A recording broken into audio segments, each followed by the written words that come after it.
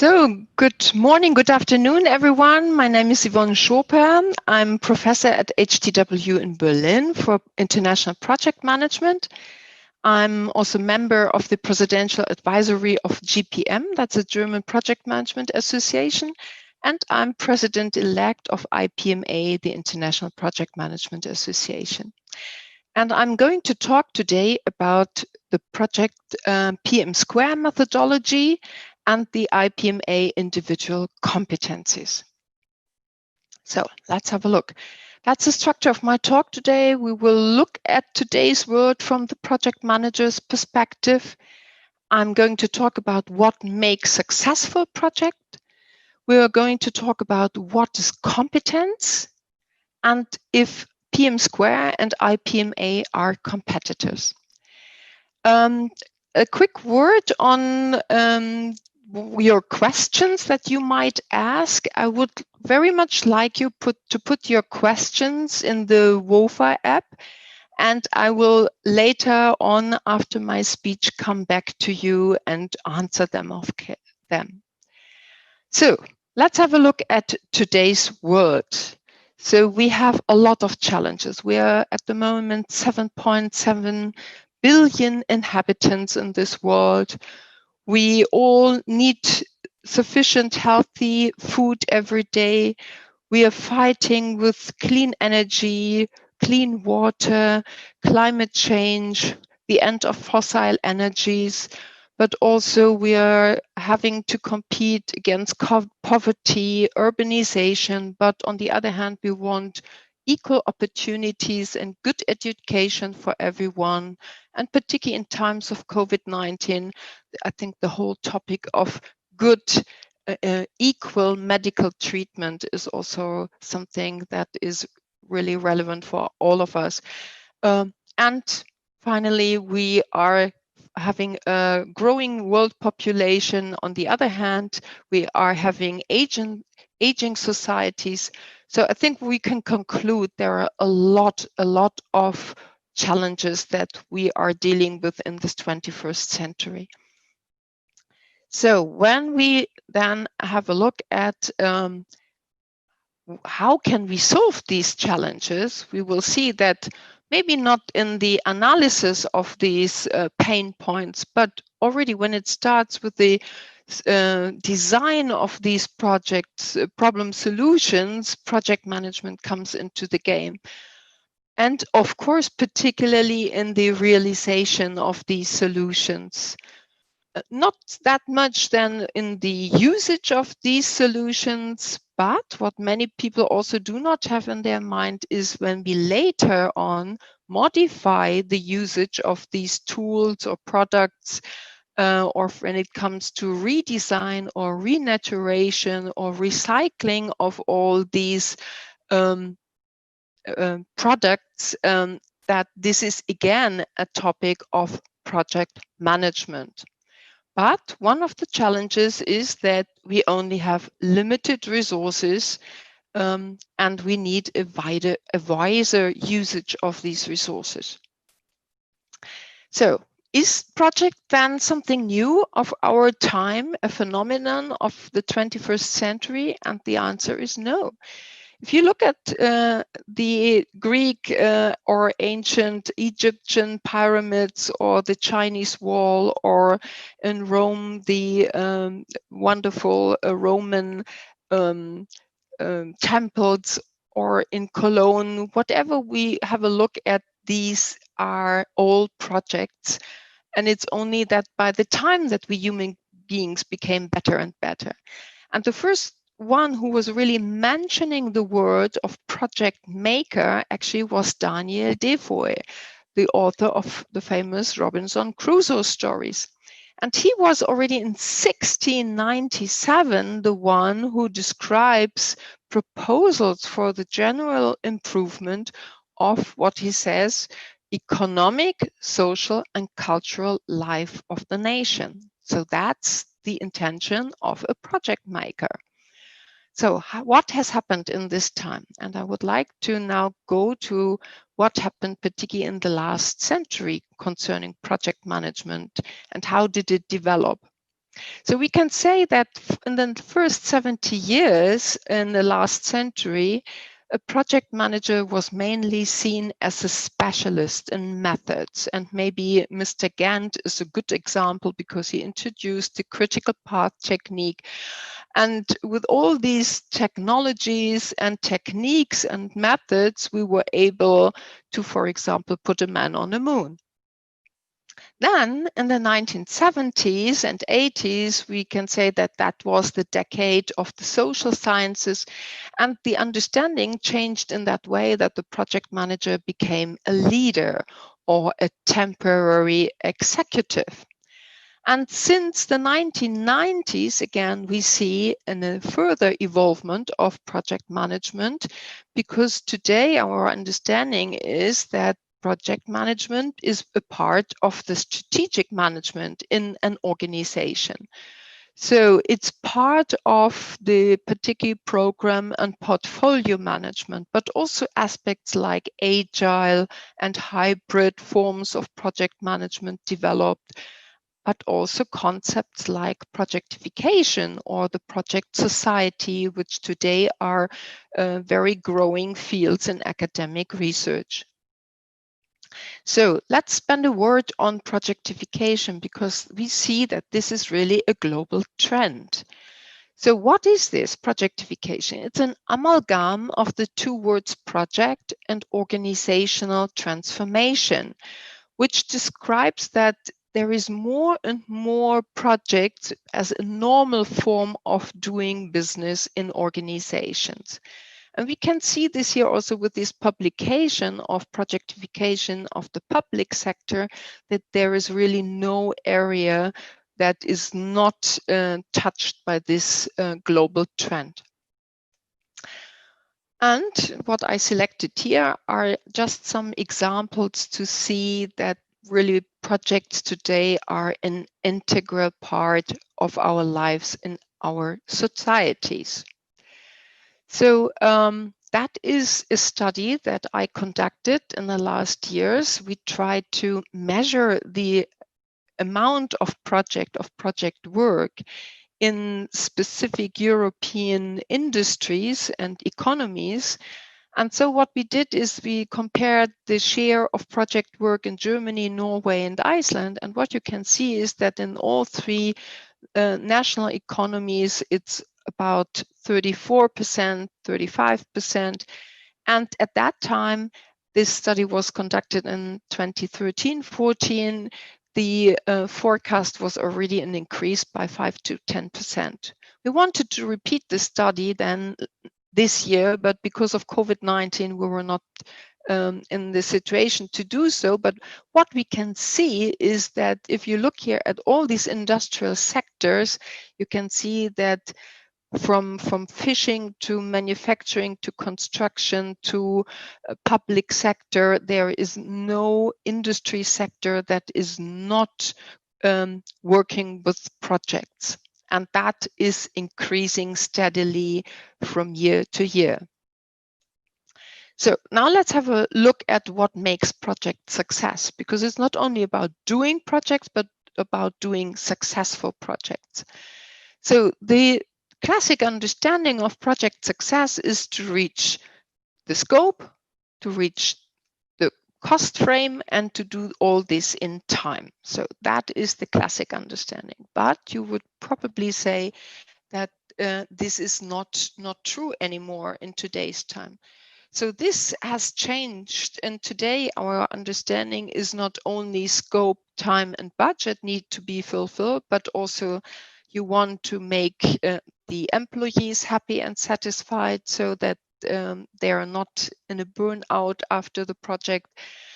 That of course the client, the customer is happy with the result, but also other stakeholder groups, like for example the neighbors in public transportation projects or environmentalists, just to mention two stakeholder groups, which also decide if a project at the end was successful or not.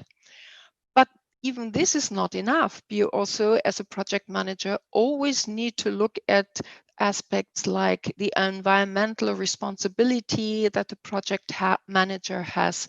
And of course, it's also about the corporate social responsibility, because you don't want to do your project on the cost of somebody else in somewhere in the world, which brings us to the supply chains transparency, for example.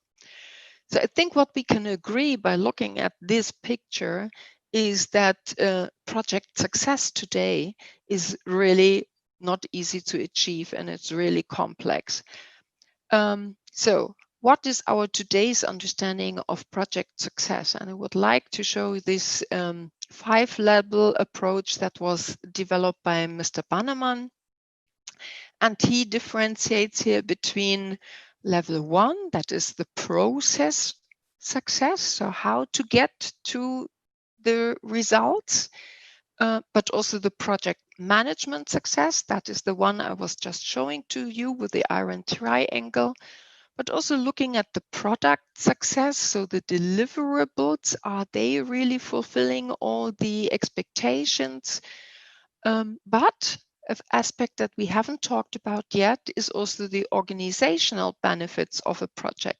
So when it comes to business success, because a project wants to pay in the business benefit plan of an organization, and at the end it also must pay in the strategic success.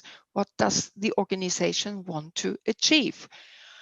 So I think we conclude that to reach project success is a really complex and challenging endeavor according to our today's understanding. And we need highly skilled project managers in order to do so. So let's now have a look at our knowledge economy from the organization's perspective. If we look here on the left side, this is the raw material and the suppliers. And my industrial background is from the car industry. So for example, a car producer today, they buy in the same products, components in the world markets to the same conditions. And so I think we can agree the suppliers are the same, the material is the same, so there is hardly any differentiation here. But also when it comes to the industrial norms and standards, we have national, European, and international standards. And I would also like to refer here to our project management standards like PM², which are also here for all organizations, for all people, and therefore this is not a differentiating factor. And as well, if you look at IT, machines and tools, so either if you look at the internet, but also hardware, software, apps, machines and tools, these equipment is available for every organization, and therefore also here, it is not a competitive factor. The only competitive factor actually an organization has in today's knowledge economy are the people, the employees, and their competences, their skills in innovation, in optimization, in problem solution, in making things more efficient, more effective, to negotiate, to communicate good together. So that is the key differentiating factor today. So what are characteristics of these knowledge workers we are talking? So they need a lot of specific subject-specific competences. They have this methodological know-how, how to do and how to achieve a goal.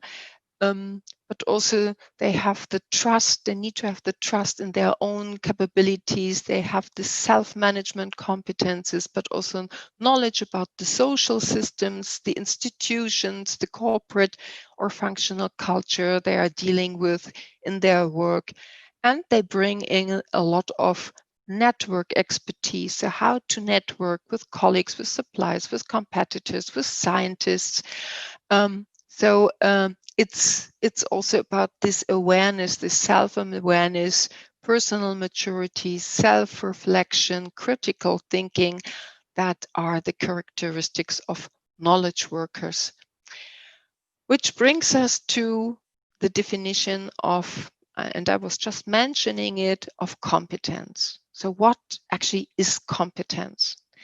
And IPMA defines competence as the collection of knowledge, personal attitudes, but also skills and relevant experience needed to be successful in a certain function. So what is skill? What is knowledge? So let's start with knowledge. Knowledge is the ability to understand and explain a task, whereas skill is the ability to perform a task. So we already see that knowledge is theoretical, skill is then this putting into action. Behavior is then also the way in which a person conducts. So that also has not really something to do with skill. So it's in a specific experience situation, how do you act? And finally, it's about experience, because that is all the gained knowledge through your life, through participation to obtain this set knowledge. So that brings us then to the competence standards, because the individual's competences are assessed against a specific competence standard. So what's a competence standard? That is the definition of the required competences, and it contains the required skills, knowledge, and experience that we, for example, expect from a medical doctor.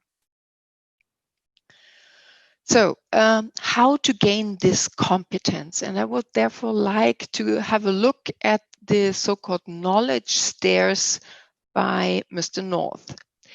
So me coming from the car industry, as I told you, I would like to give this as a little example, because it takes a lot of steps, knowledge steps, in order to, for example, then be as competent to develop a car that is easy and comfortable to enter.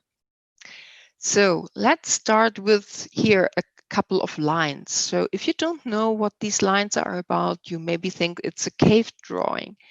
But then if you put the lines into this order, you realize, aha, it's about data. But still, these 1.17 doesn't say anything to you if you don't have then the information. It's about, this is an M, and this M stands for meter. So that's then the knowledge. It's the cross-linking of the context with the experience.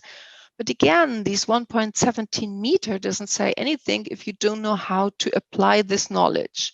So and now we come to the know-how. Yeah. So you need to define a specific length, for example, for a car door, but it also needs then the willingness and the motivation for action, that you put this now in the product development of a new car, that you define the car door, that it has a broad of 1.17 meters.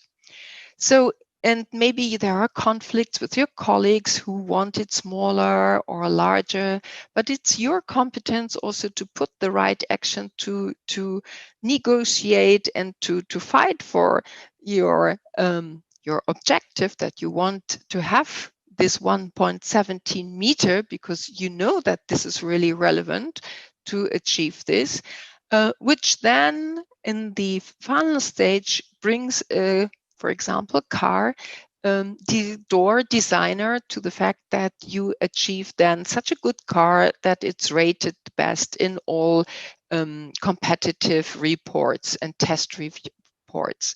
So that's the competitive advantage, the USP, the uniqueness that makes you to the high performer.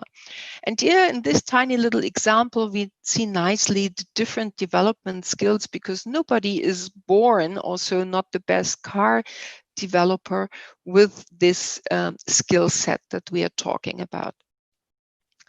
So I think we agree that this competencies, that is particularly what human resource managers dream of, because you would like to be able to duplicate the knowledge, the skills, the expertise of your best employees, because that would actually save us a lot of laborious, expensive, and really time-consuming personal and competence development.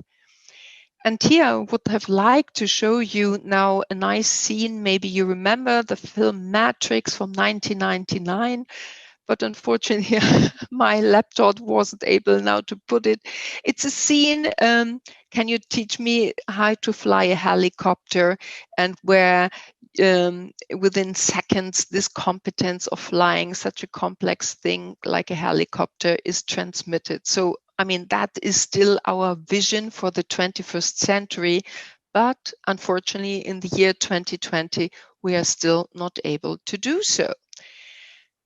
But that's what actually we need. So now let's have a look at these two project management standards, PM² on one hand side and ICB by IPMA. And have a look, what do they have in common? Are they competitors, or what is their difference?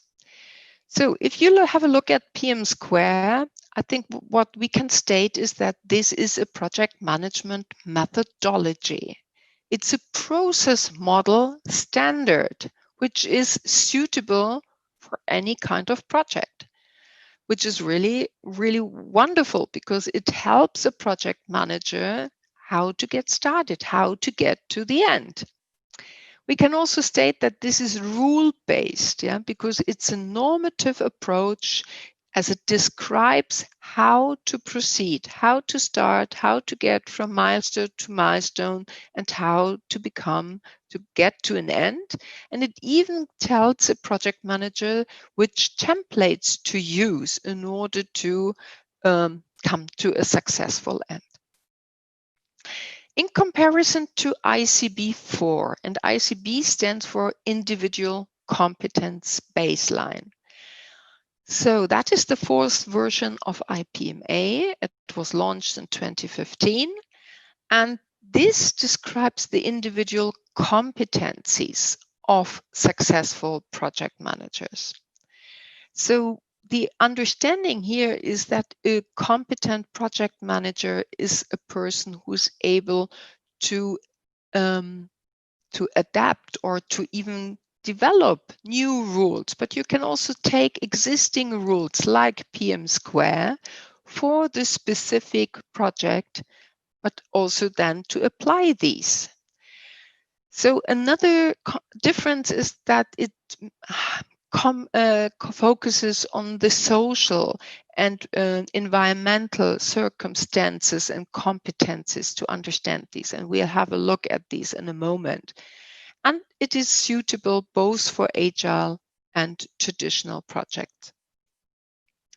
So when you have a look on this first glance, we can state that these two project management standards, PM² and ICB4, are no competitors, but really nicely complement one another. So now let's have a deeper look at what these 29 competence elements of ICB4 are about. Let's start here with the right side with the practice elements. Practice means that here it's the technical competences that you need. But I also want to stress here the perspective element, which are the contextual competencies. So, for example, that a project manager understands the strategy behind the governance structures, but also the compliance standards and regulation in an organization. Who has the power? Which interests are in the project? And what about the culture and values? And which need here to fulfilled in that specific project, program, or portfolio? And of course, the people competences. So starting with self-reflection, personal integrity, but also the communication style, how to build up relations, how to lead a team, how does teamwork happen, conflict and crisis, how to cope with them, resourcefulness, but also the negotiation skills, and finally, how to achieve result orientation. So these are the people competencies, the social skill competencies that we at IPMA perceive to be important. So to conclude, IPMA's conviction is that there is not only one process solution for projects which fits all, but that project managers should be able to design the appropriate project management philosophy and methodology regarding the specific circumstances. So we do not offer a fixed procedure or a fixed defined process model. But we bear in mind that in different industrial sectors, take IT industry, for example, have a different understanding. And what is important, I think, to also bear in mind is that this competence-based approach of IPMA has its roots in our European culture, because it refers already to Plato and his idea on education. So this competence approach is very much linked to the European education system and also to the European working cultures in our organizations. And so a competent project manager in IPMA's understand is a person who is able to adapt PM², but also any other project management approach, because the objective is to enable project success through this competence development of the individual project manager. So let's have a look at the different career paths. We differentiate between level D to A. So that is also how then a longer term career could look like for a project manager. Level D, as well as other project management certificates, are tested knowledge, whereas C, B, and A, the higher standards, are the advanced standards that are assessed competence in assessment centers, actually.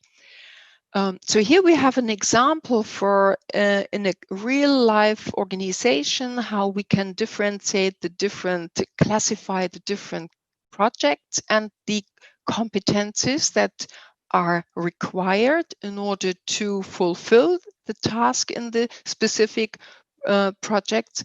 And again, here we can nicely see how a career development can look like from junior project manager to senior, and finally, hopefully even a mega project manager.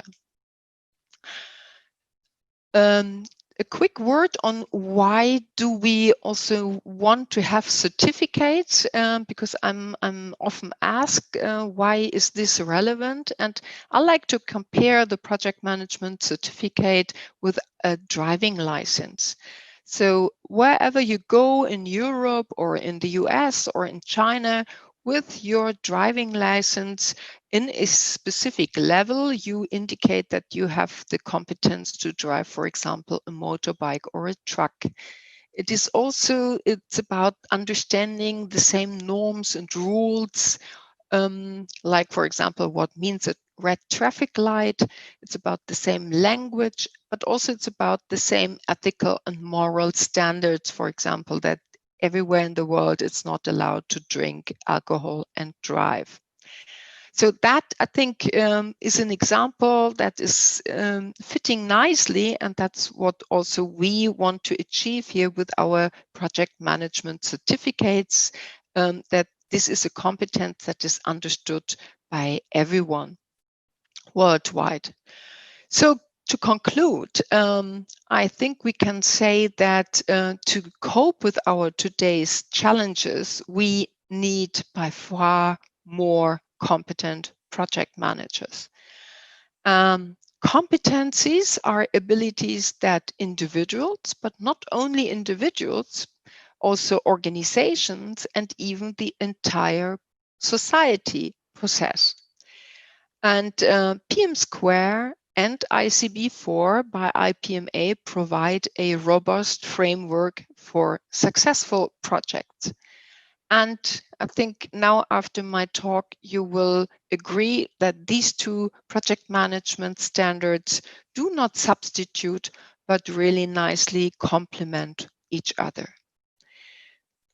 So if you are wanting to ask more questions or want to have more information or also want to give me feedback, I would like look for either on the WOFA website, or you can send me an email, or also you can get in touch with me via LinkedIn.